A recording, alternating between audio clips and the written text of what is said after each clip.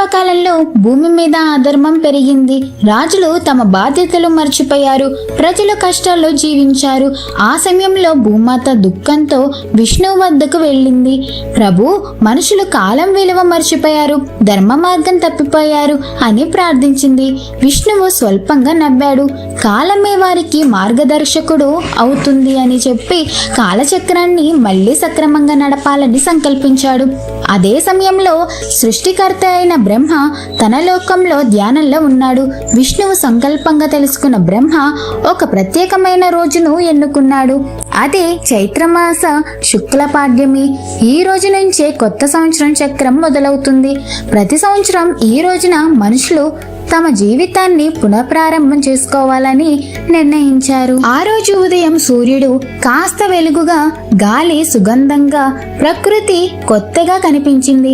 చెట్లకు కొత్త మొగ్గలు వచ్చాయి. మామిడి పూల సువాసన వ్యాపించింది.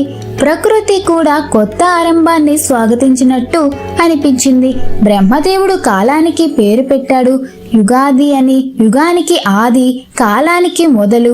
ఈ రోజు నుంచే మనుషులు తమ పాపాలను పక్కన పెట్టి కొత్త ఆశలతో ముందుకు సాగాలి అని ఆశీర్వదించాడు. అప్పటి నుంచి ప్రతి సంవత్సరం చైత్ర శుక్ల పాడ్యమి రోజున ప్రజలు తెల్లవారుజామున లేచి నూనె స్నానం చేసి దేవుడిని ప్రార్థించి పంచాంగం విని కొత్త సంవత్సరాన్ని ఆహ్వానించడం ప్రారంభించారు. ఉగాది పచ్చడి కూడా ఆ రోజు నుంచే వచ్చింది. జీవితం ఒకే రుచిగా ఉండదని గుర్తు చేయడానికి బ్రహ్మ 6 రుచులు కలిపిన ఆహారం తినమని చెప్పాడని చెబుతారు. సుఖం వస్తుంది, దుఃఖం కూడా వస్తుంది. కోపం, ఆశ్చర్యం, భయం ఇవన్నీ జీవితం భాగమే అని, వాటిని సమానంగా స్వీకరించడమే ధర్మ మార్గంలో నడుస్తాడని ఆయన ఉపదేశించారు. మా వీడియో కనుక మీకు నచ్చినట్లయితే ప్లీజ్ సబ్స్క్రైబ్.